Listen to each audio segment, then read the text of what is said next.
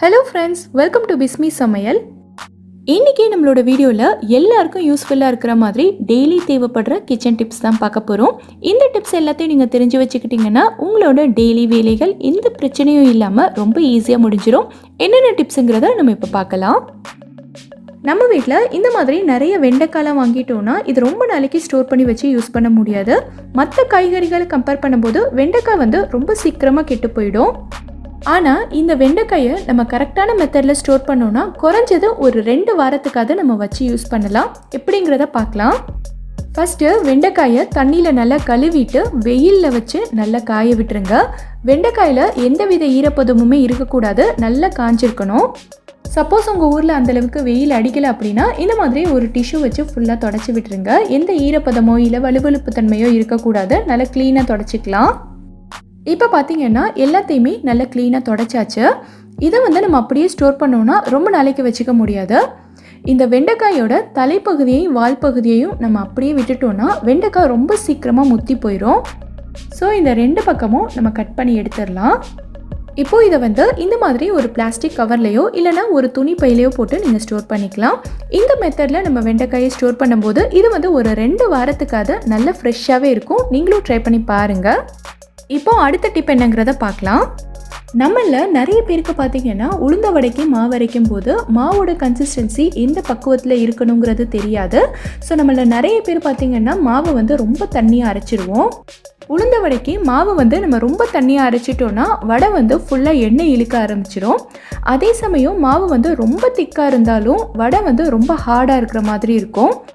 So இன்றைக்கி நம்ம உளுந்த வடையோட மாவு கரெக்டான கன்சிஸ்டன்சியில் இருக்குன்றதை நம்ம எப்படி செக் பண்ணணுன்றதை நான் சொல்கிறேன். இன்றைக்கி நான் 2 மெத்தடில் இதை செக் பண்ணி காட்டுறேன். இப்போது ஃபஸ்ட்டு மெத்தட் என்னங்கிறத பார்க்கலாம். இந்த மாதிரி ஒரு பவுலில் தண்ணி எடுத்துக்கோங்க. இப்போது இந்த மாவை கொஞ்சமாக எடுத்து இந்த தண்ணியில் போட்டு பார்த்தீங்கன்னா மாவு நல்லா மிதக்கணும். சப்போஸ் மாவு ரொம்ப திக்காக இருந்துச்சுன்னா தண்ணியோட அடியில் போயிடும். மாவு ரொம்ப தண்ணியாக இருந்துச்சுன்னா இந்த தண்ணியிலேயே கரைஞ்சிரும். இப்போ நீங்கள் பார்த்தீங்கன்னாலே தெரியும், நான் தள்ள மாவு நல்லா மிதந்துட்டே இருக்குது, மாவு பிரியவே இல்லை. ஸோ இந்த மாவு வடைக்கு கரெக்டாக இருக்குது. இப்போது செகண்ட் மெத்தடில் எப்படி செக் பண்ணணுன்றதை பார்க்கலாம். கையை ஃபுல்லாக இந்த மாதிரி தண்ணியில் நனைச்சிருங்க. இப்போது லைட்டாக உதறிட்டு கொஞ்சமாக மாவு எடுத்து நீங்கள் மறுபடியும் கீழே போட்டிங்கன்னா மாவு கையில் ஒட்டாமல் ரொம்ப ஈஸியாக கீழே விழணும். ஸோ இந்த பதத்தில் நமக்கு மாவு இருந்துச்சுன்னா உளுந்த வடை அதிகமாக எண்ணெய் இழுக்காமல் நல்ல கிறிஸ்பியாக சாஃப்டாக வரும். இந்த டிப் உங்களுக்கு ரொம்பவே யூஸ்ஃபுல்லாக இருக்கும்னு நினைக்கிறேன். ட்ரை பண்ணி பாருங்கள். இப்போது அடுத்த டிப் என்னங்கிறத பார்க்கலாம். இந்த மாதிரி பூண்டை உரிச்சிட்டு நம்ம ஃப்ரிட்ஜில் ஸ்டோர் பண்ணி வைக்கும்போது பார்த்திங்கன்னா இது ரொம்ப நாளைக்கு நமக்கு இருக்காது. பூண்டு ஒரு மாதிரி மஞ்சள் கலரில் அழுகி போன மாதிரி ஆயிரும். ஸோ அந்த மாதிரி பிரச்சனையெல்லாம் இல்லாமல் இந்த உரிச்ச பூண்டை ரொம்ப நாளைக்கு ஃப்ரெஷ்ஷாக எப்படி ஸ்டோர் பண்ணி வைக்கிறதுன்னு பார்க்கலாம். இந்த மாதிரி நல்ல ஒரு ஏர்டைட்டான டப்பா எடுத்துக்கோங்க. இல்லைனா நீங்கள் ஒரு கிளாஸ் பாட்டிலில் கூட ஸ்டோர் பண்ணிக்கலாம். எதுனாலும் ஓகே தான். நம்ம ஸ்டோர் பண்ண போகிற டப்பாலையோ இல்லை பூண்டுலையோ எந்தவித ஈரப்பதமும் இல்லாத மாதிரி பார்த்துக்கோங்க. இப்போ நம்ம உரிச்சு வச்சுருந்த பூண்டை இந்த டப்பாவில் போட்டுட்டு கொஞ்சமாக இதில் மஞ்சள் தூளும் உப்பும் சேர்த்துக்கோங்க. சேர்த்துட்டு இந்த மாதிரி நல்லா கலந்து விட்டுக்கோங்க. நம்ம சேர்த்துருக்க இந்த மஞ்சள் தூளும் உப்பும் இந்த பூண்டுக்கு ஒரு ப்ரிசர்வேட்டிவ் மாதிரி இருக்கும். மஞ்சள் தூள் சேர்த்துருக்கிறதுனால இது நம்ம சமையலுக்கு யூஸ் பண்ணும்போது எந்த டிஃப்ரென்ஸும் இருக்காது. சப்போஸ் உங்களுக்கு மஞ்சள் தூள் வேண்டாம் அப்படின்னா நீங்கள் கழுவிட்டு யூஸ் பண்ணிக்கலாம். இந்த மாதிரி நம்ம ஸ்டோர் பண்ணி வைக்கும்போது ரொம்ப நாளைக்கு ஃப்ரெஷ்ஷாகவே இருக்கும். நீங்களும் ட்ரை பண்ணி பாருங்கள். இந்த மாதிரி கத்திரிக்காய் எல்லாம் நம்ம கட் பண்ணிட்டோன்னா உடனேவே நம்ம தண்ணியில் போட்டுறணும், இல்லைன்னா கருப்பாயிடும். இது நம்ம எல்லாருக்குமே தெரிஞ்ச விஷயம்தான். ஆனால் கட் பண்ண கத்திரிக்காயை நம்ம ரொம்ப நேரத்துக்கு தண்ணியிலேயே போட்டு வச்சுருக்க முடியாது. ரொம்ப நேரத்துக்கு விட்டுட்டாலும் கத்திரிக்காய் ஒரு மாதிரி கருப்பாயிடும். ஸோ அந்த மாதிரி ரொம்ப நேரத்துக்கு கருப்பாகாமல் இருக்கிறதுக்கு நம்ம என்ன பண்ணலாங்கிறத பார்க்கலாம். கத்திரிக்காயை கட் பண்ணி போட போகிற தண்ணியில் இந்த மாதிரி கொஞ்சமாக பால் சேர்த்துக்கலாம். காய்ச்சின பாலாக இருந்தாலும் ஓகே தான், காய்ச்சாத பாலாக இருந்தாலும் ஓகே தான். இந்த மாதிரி கொஞ்சமாக ஒரு 2 டீஸ்பூன் அளவுக்கு சேர்த்தா போதும்.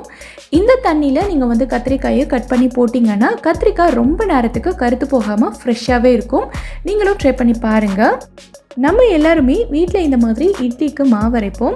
ஆனால் ஒரு சிலருக்கு பார்த்திங்கன்னா இட்லி சுடும்போது இட்லி சாஃப்டாகவே வராது, ரொம்ப ஹார்டாக இருக்கும். ஸோ அந்த மாதிரி ஆகாமல் இட்லி நல்ல சாஃப்டாக வர்றதுக்கு என்ன பண்ணணுங்கிறத பார்க்கலாம். இட்லிக்கு மாவு அரைக்கும் போது நீங்கள் முக்கியமாக கவனிக்க வேண்டியது என்னென்னா, நீங்கள் கிரைண்டரில் அரைச்சாலும் சரி இல்லை மிக்சியில் அரைச்சாலும் சரி, மிக்சியும் கிரைண்டரும் சூடாகவே கூடாது. சூடாக இருக்கும்போதே நீங்கள் வந்து கேப் விடாமல் மறுபடியும் போட்டு அரைச்சிங்கன்னா உங்களுக்கு இட்லி வந்து கண்டிப்பாக ஹார்டாக தான் வரும். நான் இன்றைக்கி பார்த்தீங்கன்னா கிரைண்டரில் தான் அரைக்கிறேன். எனக்கு வந்து அளவு கம்மியாக இருக்கிறதுனால நான் அரிசி உளுந்து ரெண்டத்தையுமே ஒன்றா போட்டுட்டேன். ஸோ இப்போ கிரைண்டர் சூடாகாமல் இருக்கிறதுக்காக நம்ம என்ன பண்ணலான்னா, நான் இந்த மாதிரி ஐஸ் வாட்டர் எடுத்திருக்கேன். ஐஸ் வாட்டர் எடுத்தாலும் ஓகே தான், இல்லை ஐஸ் க்யூப் எடுத்தாலும் ஓகே தான். இதை வந்து நம்ம மாவு அரைக்கும் போது இடையில கொஞ்சம் கொஞ்சமாக தண்ணி சேர்ப்போம் இல்லையா, அதுக்கு பதிலாக நம்ம இந்த ஐஸ் வாட்டரையோ ஐஸ் க்யூபையோ சேர்த்துக்கிட்டோன்னா கிரைண்டர் வந்து அந்த அளவுக்கு சூடாகாது. ஸோ நம்ம அரைக்கிற மாவும் நல்லா பொங்கி ஃப்ளஃபியாக வரும், இட்லியும் ரொம்ப சாஃப்டாக வரும். நீங்களும் ட்ரை பண்ணி பாருங்கள். நம்ம வீட்டில் பார்த்திங்கன்னா இந்த மாதிரி முழு பச்சைப்பயிறு வாங்கி ஸ்டோர் பண்ணி வச்சுருப்போம். இந்த பச்சைப்பயிரில் பார்த்திங்கன்னா ரொம்ப சீக்கிரமாக வண்டு குட்டி குட்டி பூச்சி எல்லாம் வர ஆரம்பிச்சிடும். அது மட்டும் இல்லாமல் இந்த பயிரில் குட்டி குட்டி ஓட்டையாக விழ ஆரம்பிச்சிடும். அந்த மாதிரி ஓட்டை வண்டெல்லாம் வந்துருச்சுன்னா அதுக்கப்புறமா நம்ம இதை யூஸ் பண்ண முடியாது, தூக்கி போடுற மாதிரி தான் இருக்கும்.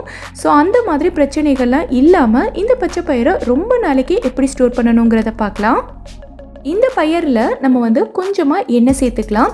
சமையலுக்கு யூஸ் பண்ணுற எண்ணெய், இல்லை ஆலிவ் ஆயில், இல்லை கடல் எண்ணெய், எது வேணாலும் நீங்கள் சேர்த்துக்கலாம். நான் இன்றைக்கி வந்து சமையலுக்கு யூஸ் பண்ணுற எண்ணெய் தான் சேர்த்துருக்கேன்.